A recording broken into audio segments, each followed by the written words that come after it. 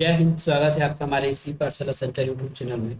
आज हम करने वाले हैं ईडीओ प्लस छात्रावास प्लस लेबर इंस्पेक्टर या फिर व्यापम के कोई भी एग्जाम जिसमें हिंदी पूछा जाता है। उन सभी के लिए एग्जाम के लिए एक ही तैयारी है, हिंदी। ठीक है। हिंदी व्यापम में एक फेवरेट क्वेश्चन है या फिर एक फेवरेट टॉपिक है, जहाँ से मिनिमम 10 और मैक्सिमम 30 नंबर का प्रश्न पूछा जाता है ना। किसी किसी एग्जाम में अगर ज्वाइन करके पूछा जाए हिंदी इंग्लिश को तो फिर भी 3 से 4 नंबर का पूछा जाएगा, अधिकतम 5 नंबर का। लेकिन यदि हम एक एवरेज देखें तो हिंदी में 10 से लेकर 30 नंबर तक क्वेश्चन पूछा जाता है ना। और ये व्यापम के सभी एग्जामों में कंपलसरी है। तो आज हम हिंदी की तैयारी करेंगे। ठीक है। प्रत्यय, इससे पहले हमने क्या देखा था? उपसर्ग देखा था। उपसर्ग को हमने पूरे कंप्लीट कर लिया था। आज हम हिंदी के बारे में पढ़ने वाले हैं। तो हिंदी के बारे में पढ़े तो चलो हिंदी स्टार्ट कर देते हैं। आज उपसर्ग। उपसर्ग क्या होता है इससे पहले हमने चर्चा कर लिया था, ये सब उपसर्ग हमने चर्चा किया था। आज हम चर्चा करेंगे प्रत्यय के बारे में। ठीक है। तो प्रत्यय क्या होता है? जो शब्द धातु शब्द या धातु के अंत में जुड़कर उसके अर्थ, लिंग या वचन या उसमें कुछ भी परिवर्तन करे, उसको हम प्रत्यय कहते हैं। ठीक है? चलिए, जैसे हम यहाँ पे एक छोटा सा एग्जाम्पल लेते हैं। जैसे आप बचपन से सीखते आए हैं वो वाला। ठीक है। बचपन से सीखते आए हैं दूध प्लस वाला ना। तो देखिए इसमें वाला क्या चीज है? तो वाला इसमें आपका प्रत्यय है। ठीक है। और दूध क्या है? तो दूध जो है आपका शब्द है। ठीक है, ये शब्द हो गया। हमने यहाँ शब्द उल्लेखित किया है। अब धातु क्या होता है? तो क्रिया के मूल रूप को धातु कहते हैं। ठीक है। जैसे खा, खा प्लस ना जोड़ दिए तो ये हो जाएगा हमारा खाना। ठीक है। तो इसमें प्रत्यय हो जाएगा ना और धातु हो जाएगा खा। तो हम खा से बहुत चीज बना सकते हैं, जैसे खाना, खाता, खाना, खाया, खाओ। ये सब चीजें हम बना सकते हैं। देखिए, धातु वो चीज होता है जिससे बहुत सारी चीजें बनाई जा सकती है, जबकि शब्द एक लिमिटेड है। जैसे दूध है, दूध से हम दूध वाला बना सकते हैं। बाकी दूध से और कुछ ज्यादा कुछ शब्द नहीं बनाया जा सकता है ना। दूध से पनीर मठीर वो अलग बात है, सामग्री। लेकिन शब्द की बात करें तो दूध से वाला बना सकते हैं, दूध वाली बना सकते हैं, ज्यादा नहीं। जबकि खा से खाना पीना, जैसे खाना, खाया, खाओ, ये सब चीजें जो है हम धातु से बना सकते हैं। ठीक है। तो समझ आया कि प्रत्यय क्या चीज होता है। ठीक है। अब देखिए प्रत्यय के दो प्रकार होते हैं। पहला है कृत प्रत्यय, दूसरा है तद्धित प्रत्यय। कृत प्रत्यय क्या होते हैं? वे प्रत्यय जो किसी धातु, है ना, कृत प्रत्यय जो क्रिया या धातु के अंत में जुड़कर अर्थ में परिवर्तन लाए। जैसे ये वाला ना, आ के बाद ये क्या हो गया? ना जोड़ दिया तो कुछ परिवर्तन हो गया। ठीक है। तो ऐसे बनने वाले शब्द कृदंत कहलाते हैं। ठीक है। ऐसे बनने वाले शब्द कृदंत कहलाते हैं।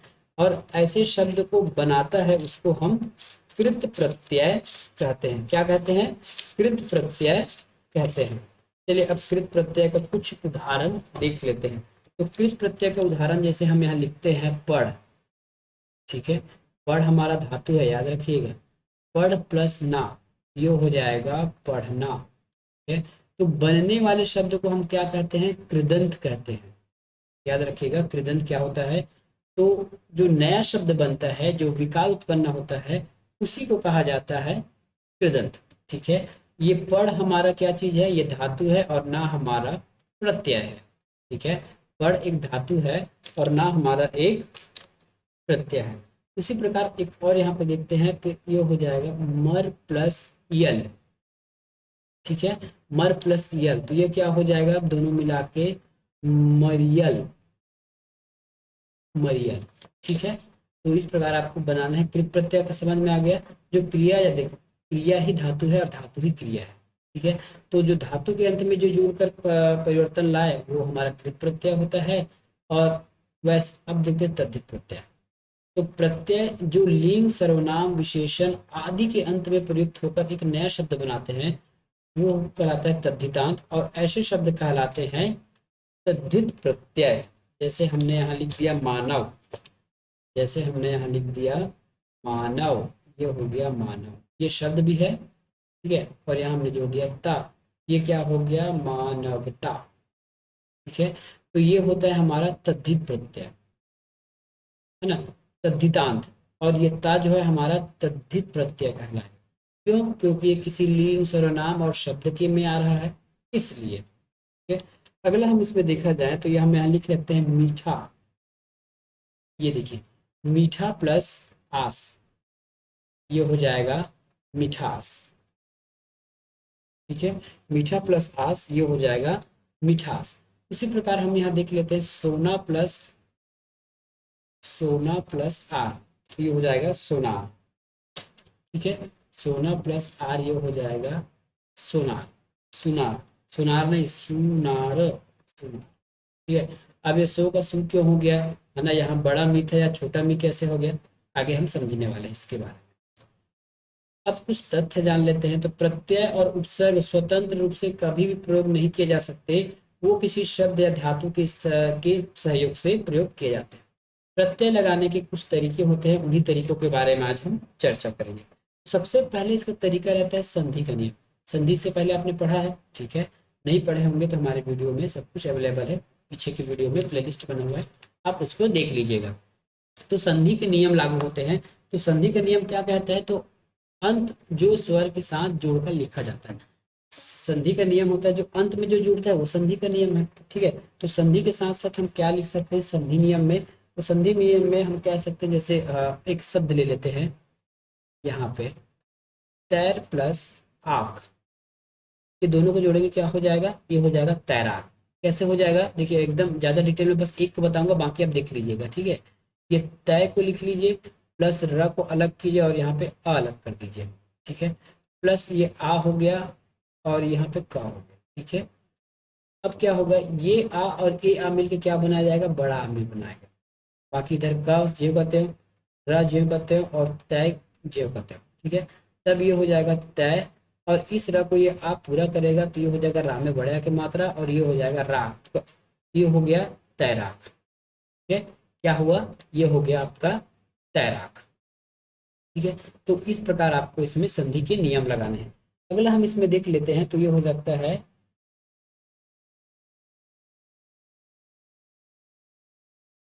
पढ़ प्लस आकू।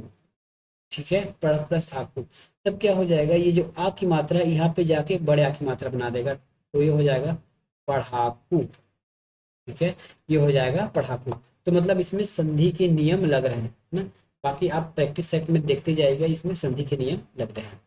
दूसरा हम क्या पढ़ने वाले हैं, प्रत्यय जो है धातु के साथ जुड़कर क्रिया का निर्माण करते हैं, इसे हम क्रिया प्रत्यय करते हैं या फिर कृत प्रत्यय कहते हैं, अभी हमने पढ़ा था। ठीक है, तो धातु क्या होता है, तो क्रिया के मूल रूप को हम धातु कहते हैं। मैं बार बार बता रहा हूँ, धातु क्या होता है, क्रिया के मूल रूप को हम धातु कहते हैं। जैसे धातु क्या क्या हो गया देखते जाइएगा, धातु किसे किसे कहेंगे, तो ये ना धातु है। ठीक है, सॉरी सॉरी, ना धातु नहीं है, ये तो हमारा प्रत्यय हो गया। ना धातु नहीं है, ये तो हमारा प्रत्यय हो। चलिए मैं प्रत्यय पहले लिख देता हूँ। प्रत्यय में आप ना का यूज कीजिए, नी का यूज कीजिए और या का यूज कीजिए, ये प्रत्यय है। अब मैं यहाँ धातु लिख रहा हूँ जैसे खा। ठीक है, नी के लिए मैं लिख देता हूँ कर, और या के लिए लिख देता हूँ मैं खा। ठीक है, यदि इस खा के साथ यदि मैं ना यूज करूँ तो ये हो जाएगा मेरा खाना, और खाना एक क्रिया है। ठीक है, कर के साथ अगर मैं नी का उपयोग करूँ तो ये हो जाएगा मेरा करनी, करनी कार्य को कहते हैं। और इसी खा के साथ मैं अगर या का उपयोग करूँ तो ये हो जाएगा खाया, पास्ट टेंस। ठीक है, खाया। इसी प्रकार आप और चाहे तो बना सकते हैं, है ना। ऊपर याद रखिएगा, प्रत्यय धातु के साथ जुड़कर क्रिया का निर्माण करता है। तो प्रत्यय यहाँ पे कौन सा है, ना प्रत्यय, नी प्रत्यय और या प्रत्यय। इसी प्रकार के आप चाहें तो और बहुत सारा प्रत्यय लिख सकते हैं, जैसे ता ती ते, ये सब प्रत्यय है। ये किसके साथ जुड़ते हैं, तो लिख के साथ जुड़ते हैं। ये लिख, ये लिख जो है हमारा धातु है, और इसमें अगर मैं ता जोड़ देता हूँ तो ये हो जाता है लिखता, है ना, ये हो जाता है लिखता। इस प्रकार लिखता, लिखते, लिखती, ये सब जोड़कर आप धातु क्या बना सकते हैं, क्रिया बना सकते हैं। अगला है, अब कुछ सामान्य नियम देख लेते हैं। ठीक है? अब कुछ सामान्य नियम देख लेते हैं। सामान्य नियम किसके लिए देखेंगे, यदि हम प्रत्यय के रूप में इक, ए और य का उपयोग करते हैं। ठीक है, इक, य और अ का उपयोग करते हैं, तब की स्थिति में क्या नियम होगा, ये देखिए, ध्यान से देखिएगा इसमें। ठीक है, यदि हम प्रत्यय के रूप में इन चारों का उपयोग करेंगे तब क्या होगा, तब क्या होगा कि जो मूल शब्द होगा उसके साथ जो जोड़ा जाएगा इनको, तो मूल शब्द में कुछ परिवर्तन होगा। मूल शब्द के प्रथम शब्द में, है ना, मूल शब्द के प्रथम शब्द में जो स्वर होगा, है ना, जो मात्राएं होंगी वो दीर्घ में बदल जाएगी या संयुक्त में बदल जाएगी। ठीक है, दीर्घ और संयुक्त क्या होता है मैंने वर्ण पढ़ाते पढ़ाते आपको बता दिया था, अभी इसमें और एक बार और बता दूंगा, लेकिन आपको ये सभी चीजें याद रहनी चाहिए। स्वर में बदल जाएगा और अंत में जो है ना, ये जो इक और यह स्वयं आके जुड़ जाएगा अंत वाले स्वर को हटा के। ऐसे में आपको समझ नहीं आएगा। ठीक है, मैं एक एग्जाम्पल बताऊंगा तब आपको समझ आ जाएगा। अब मान लेते हैं मूल शब्द का पहला जो अक्षर है या फिर पहला जो मात्रा है आ है, तो वो बड़े आ में बदल जाएगा। ठीक है, मूल शब्द का प्रथम वर्ण ई ए है तो वो ए में बदल जाएगा। ठीक है, उ ओ औ है तो वो औ में बदल जाएगा, और री है तो वो आर में बदल जाता है प्रथम स्वर, है ना। और अंत में तो आके वो स्वयं ही जुड़ जाता है, अंत में तो आके वो स्वयं ही जुड़ जाता है। तो चलिए हम इक प्रत्यय के लिए देखते हैं। किसके लिए देखेंगे? इक प्रत्यय के लिए। तो ये हम इक प्रत्यय के लिए देख रहे हैं। इक प्रत्यय तो हम इसका उदाहरण लेते हैं समाज। ठीक है, समाज प्लस इक। अब इक हमने जोड़ दिया। रूल में हमने क्या पढ़ा है, जब भी ये इक प्रत्यय जुड़ेगा तो मूल शब्द के ना मात्रा को बड़ा बड़ा बना देगा। तो मूल शब्द का मात्रा क्या है यहाँ पे? स की मात्रा है, अ की मात्रा है या आ की मात्रा हो। हाँ, यदि अ हो या आ हो तो वो क्या बदल जाता है? वो बड़ा हो जाता है। ठीक है, तो ये क्या हो जाएगा? समाज, समा, है ना। और यहाँ पे देखिए लास्ट में कहा गया है कि अंत वाले को हटाकर स्वयं जुड़ जाता है। तो अंत में क्या था? अ था, अ को हटा के बाद ई जुड़ जाएगा, ये हो जाएगा सामाजिक। ठीक है, यदि किसी को समझ में आया हो तो मैं इसको पूरा तरीका से अब खोल के बताने वाला हूँ। अब देखिएगा इसको खोल के कैसे लिखूंगा मैं। खोल के कैसे लिखूंगा ये देखिएगा इसको। खोल के कैसे लिखा जाएगा, तो मैं इसको ओपन कर रहा हूँ। ठीक है, ये हो जाएगा स में अ की मात्रा है। ठीक है, हम माँ को ज्यों का त्यों रखते हैं क्योंकि बीच है, बीच में तो कोई परिवर्तन हो नहीं रहा है। लास्ट को फिर हम ओपन कर देंगे तो ये ज और ये अ, है ना। ज में छोटी ए की मात्रा है, प्लस अब आते हैं ई की बारी। ई और छोटा ही है ना, और ये हो जाएगा का। कहा क्या बायरूल चलिए तो मूल शब्द का प्रथम शब्द में कौन सी मात्रा है? अ की मात्रा। तो ये दीर्घ हो जाएगा, दीर्घ हो जाएगा तो ये हो जाएगा बढ़िया। बाकी को ज्यों करते हुए लिखते जाइए। अब ये हो जाएगा स प्लस अ। ठीक है, और ये माँ। अब देखिए ये ज लिख लीजिए। ज के बाद देखिए क्या कहा गया है कि अंत के स्वर को हटाकर, अंत में कौन सा स्वर लगा है? अ, इसको हटाकर वो स्वयं आ जाता है, तो इसको नीचे ले आइए। अब ई प्लस क। ठीक है, अब इसको जोड़ के लिखिए स और अ इस स को पूरा करेगा तो ये हो जाएगा सा, माँ का ज्यों का त्यों रहेगा। अब इस ज को ये ई पूरा करेगा, छोटे ई की मात्रा होगा, तो इस प्रकार ये सामाजिक हो जाएगा। ठीक है, ये मैंने इसको ओपन करके बता दिया, ये इस प्रकार से काम करता है। ठीक है, तो ये हमने क्या देख लिया? एक के लिए देख लिया, और किसी एक और के लिए यहाँ पे हम देख लेते हैं। एक और के लिए सामाजिक हो गया। और जैसे हम प्राण लिखते हैं, प्रमाण। ठीक है, प्रमाण प्लस इक। इसको मैं ओपन करके नहीं बताऊंगा, इसको आप ध्यान से देखिएगा, है ना। यहाँ पे प्र है।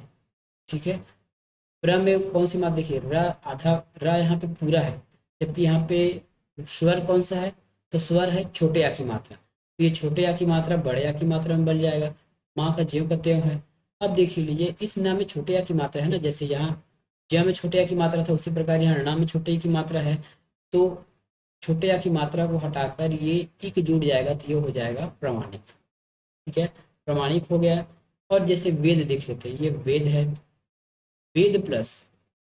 ठीक है, क्या हो गया? ये वेद प्लस इक, वेद प्लस इक, वेद प्लस इक हो गया। अब देखिए कि इसमें कौन सी मात्रा है? वे में ए की मात्रा है। ठीक है, ए की मात्रा कहाँ पे है? यहाँ पे देखिए ए की मात्रा है, अ ई ए हो तो ना, अ ई ए हो तो वो ए की मात्रा, और मात्रा के रूप में ये ऐसा आएगा। ठीक है, तो देखिए यहाँ पे ए की मात्रा है ना, लगा हुआ है, ये स्वर है, तो इस स्वर के बदले ये हो जाएगा हमारा वै। और द में छोटे आ की मात्रा को हटाकर ये ई स्वयं जुड़ जाएगा तो ये हो जाएगा छोटी ई की मात्रा, और ये हो जाएगा क। ये हो गया हमारा वैदिक। तो प्रत्यय कुछ इस प्रकार से काम करता है। ये आपके कहाँ यूज होने लायक है? तो ये आपके वर्तनी में यूज होगा, शुद्ध अशुद्ध शब्द में यूज होगा कि क्या सही है और क्या गलत है। तो इतना जानने के लिए आपको बहुत चीज आपके काम आने लगे। ठीक है, अब अगला हमने इक का देख लिया, उसी प्रकार आय का देख लेते हैं। आय का देख लेते हैं। आय के लिए क्या क्या है हमारा, गंगा प्लस ए। ठीक है, गंगा प्लस ए, सेम रूल है। गंगा में छोटे में कौन सी मात्रा है, छोटे या की मात्रा है, ये बड़े या हो जाएगा। और गंगा, गा में यहाँ पे देखिए ये अंत वाला है ना, यहाँ बड़े या की मात्रा है, इस बड़े या की मात्रा को हटाकर ये ए जुड़ जाएगा तो ये हो जाएगा गांगे। ठीक है, ये हो जाएगा गांगे। उसी प्रकार अगला देखिए, राधा, राधा प्लस ये ना, रा में बड़े या की मात्रा है तो ये राधा रा ही होगा ना, रा में बड़े या की मात्रा है तो वो रा ही होगा, तो ये हो गया रा। और इस, अब धा लास्ट वाला हो गया, धा में बड़े या की मात्रा है तो बड़े या की मात्रा हट जाएगा, मतलब आ हट जाएगा और आ की जगह ए आ जाएगा, आ की जगह ये हो जाएगा, ये हो जाएगा राधेय। इस प्रकार ये आपको देखना था।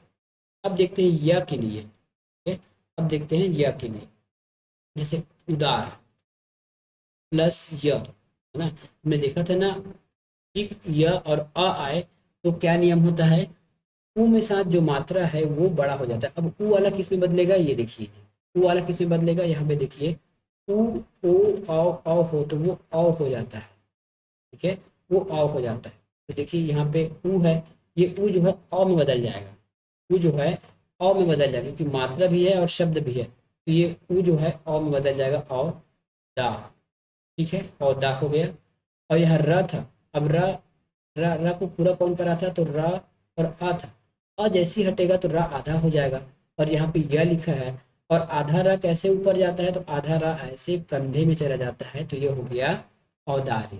ठीक है, इसको मैं बस एक बार ओपन करके दिखा देता हूँ, बाकी आप इसको देख लीजिएगा। ठीक है, तो उ प्लस दा, दा को सेम देख लिख देता हूँ क्योंकि बीच का वर्ड है।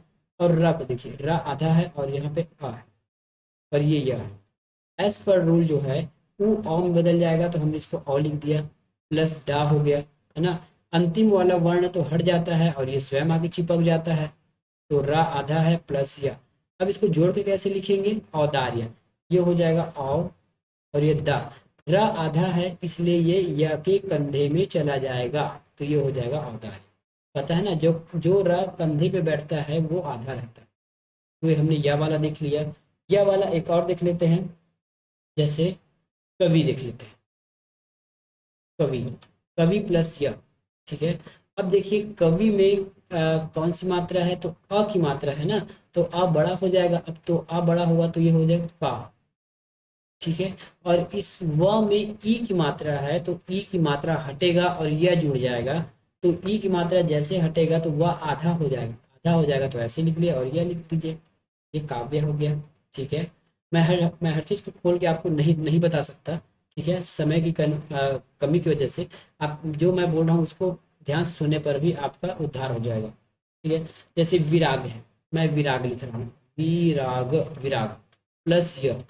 अब देखिए पहले मूल शब्द के पहले वर्ण में कौन सी मात्रा है, छोटे ई की मात्रा है, और छोटे ई की मात्रा किसमें बदल जाता है, छोटे ई की मात्रा किसमें बदलेगा, ये देखिए इसके लिए आपको यहाँ आना पड़ेगा। छोटे ई की मात्रा आपको ए में बदल जा रहा है, ए में। ठीक है, छोटे ई की मात्रा आपके देखिए, इसमें संधि का रूल आप बड़ा ही मत लगा दीजिएगा, इसको याद रखिएगा। ई ए आए आए तो ये आय हो जाता है, आय मतलब ये वाली मात्रा, डबल डंडा ऊपर में। ठीक है, तो ये हो जाएगा डबल डंडा वह, रा तो जे होते हुए रहेगा। अब ग आ गया, अब देखिए ग के साथ आ की मात्रा है ना, कुछ नहीं, तो अ की मात्रा है तो अ की मात्रा तो हट जाएगा, और जैसी अ की मात्रा हटेगा ये ग आधा बन जाएगा।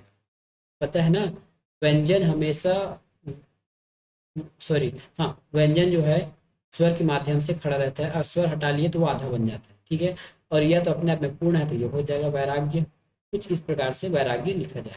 ठीक है, अब लास्ट हम देख लेते हैं अ का उपयोग करके। ठीक है, अ का उपयोग करके देख लेते हैं, अप्रत्यय का उपयोग करके, ये हो जाएगा हमारा मधु प्लस अ, मधु प्लस अ। अब देखिए मधु प्लस अ में क्या होगा,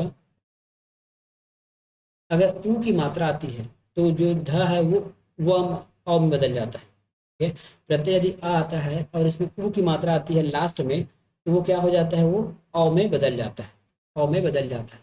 तब ये सबसे पहले तो ये माँ छोटा माँ है ना, छोटे या की मात्रा है, तो सबसे पहले ये बड़ा बन जाएगा माधव, है ना।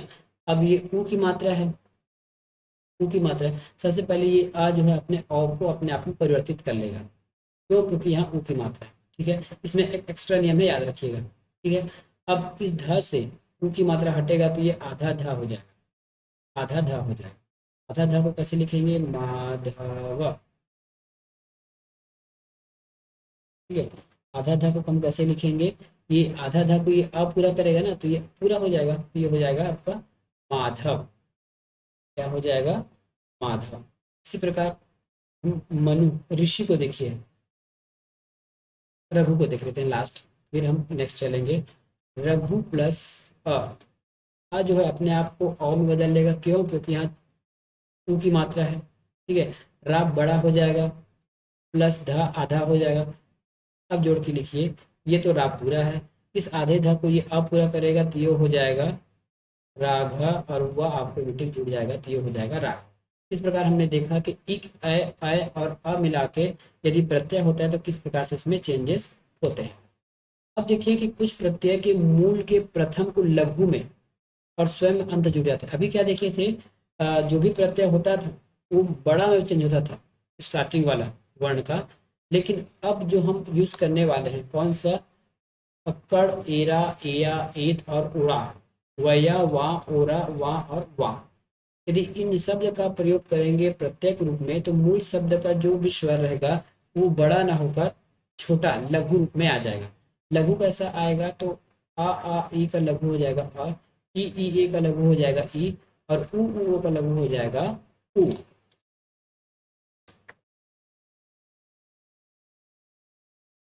समझ आया? पहले इक या और या उपयोग करते थे तो वो सामने वाला बड़ा हो जाता था, अब वो छोटा हो जाएगा, बस इतना ही अंतर है, बाकी कोई अंतर नहीं है। बस इसको याद रखिएगा, सूत्र को।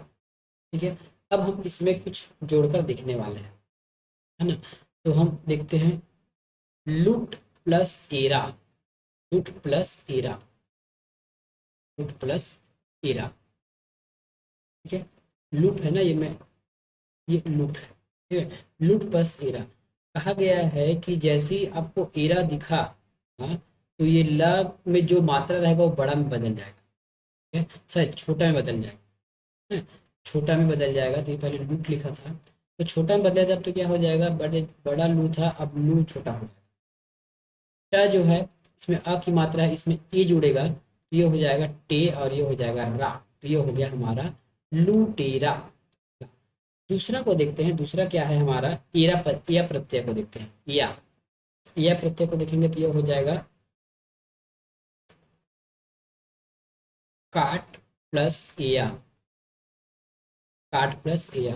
ठीक है, जो, तो क्या देखिए प्रथम वर्ण का स्वर क्या है, आ की मात्रा है, वो हो जाएगा सिंपली अ की मात्रा, मतलब लघु हो जाएगा, ये हो जाएगा क। और ये ट में अ था वो हट जाएगा और ए जुड़ जाएगा, तो ट और या, कटैया। इस प्रकार से ये कटैया हो गया। ठीक है, अगला एक एक करके देखते हैं। जैसे वया, वया भी यहाँ लिखा हूँ ना, वया, वया वाले में क्या देखेंगे हम, गा प्लस वया दिखेंगे, का प्लस वया, वया, ये क्या हो जाएगा हमारा, गवैया हो जाएगा। कैसे होगा ये देखिए, कहा गया है अगर वया आया तो इसका जो प्रथम अंत जो अब मानो ये छोटा हो जाएगा, है ना, छोटा हो जाएगा तो ये हो जाएगा ग, और लास्ट में कुछ है नहीं तो ये हो जाएगा आपका गवैया। इस प्रकार से। ठीक है, अगला हम देखते हैं इसमें आव प्रत्यय। आव प्रत्यय तो घुमाव, घुमाव किससे बना है, ये बना है आपके घूम प्लस आव से, घू प्लस आव से बना है। देखिए यहाँ पे बड़ा घू था, यहाँ छोटा घू हो गया। ठीक है, माँ, ये आ जो है इस वा को पूरा किया, माँ वा, ये हो गया घुमा। ठीक है, उसी प्रकार लुहार, सुनार, दिखावा, ये सब जो है इस नियम पर काम करेंगे। आगे चलते हैं, फिर नेक्स्ट हमारा रूल है कि धातु के साथ अनि प्रत्यय लगाने से ये प्रत्यय का प्रयोग नहीं होगा। धातु के साथ अनि प्रत्यय का प्रयोग होता है, ई का नहीं। क्या कहा? धातु के साथ जब भी आप प्रयोग करोगे, धातु मैंने बताया ना क्रिया के रूप में धातु कहते हैं, उसके साथ में आपका केवल अनि प्रत्यय प्रयोग हो गया, ई प्रत्यय प्रयोग में नहीं लाया जाएगा। फॉर एग्जाम्पल देख लीजिए, पट प्लस नियम, अनियम है ना, पट प्लस अनियम, ये हो जाएगा हमारा पठनीय। ठीक है, क्या हो जाएगा? पठनीय हो जाएगा। उसके बाद यदि हम लिखते हैं कथ प्लस अनीय, ये हो जाएगा हमारा कथनीय, कथनीय। ठीक है, तो पता चला कि धातु के साथ हम ई प्रत्यय का उपयोग नहीं करते, न प्रत्यय का। उसी प्रकार यह प्रत्यय के बाद ता का प्रयोग नहीं होता है। ये वाक्य शुद्धि, सॉरी, ये शब्द शुद्धिकरण की मेन क्वेश्चन है। ये क्या जी है? शब्द शुद्धिकरण की मेन क्वेश्चन है। यह के बाद आपके त का उपयोग नहीं होता, यह के बाद त का उपयोग नहीं होता था। जैसे हमने लिखा सौंदर्य, क्या लिखा हमने? सौंदर्य, ये यह, तो ये सही है। यदि हम इसमें क्या लगा देंगे, सौंदर्यता ऐसा कुछ लिख दिए, मतलब ये गलत हो गया। यह के बाद ता का उपयोग नहीं होता है। ठीक है, सौंदर्यता, यह हमको लिखना ही है, तो हम क्या लिखेंगे? सुंदरता लिखेंगे। या अगर लिखना ही होगा तो सुंदरता लिखेंगे, लेकिन यह के साथ हम ता का प्रयोग नहीं करेंगे। अगला है त्व प्रत्यय, त्व के साथ ता का उपयोग नहीं होगा। सेम, त्व के साथ जैसे निजत्व, निजत्वता, निजत्वता, इसका उपयोग नहीं होगा। त्व के साथ ता का प्रयोग नहीं होगा। करना ही है तो आप लिखोगे निजत्व, कुछ इस प्रकार से आपको लिखना होगा। अब देखते हैं स्त्री प्रत्यय क्या होता है। जिन प्रत्यय का उपयोग स्त्रीलिंग बनाने के लिए होता है वो हमारा स्त्री प्रत्यय कहलाता है। इसमें से आपका आ जाएगा आनी। आनी से आप क्या लिख सकते हो? तो सेठ प्लस आनी लिख सकते हैं, सेठ प्लस आनी, है ना, ये हो जाएगा सेठानी। ठीक है, सेठ जो है पुल्लिंग है, मेल है, और सेठानी जो है वो फीमेल है। ठीक है, तो एक आनी प्रत्यय हो गया।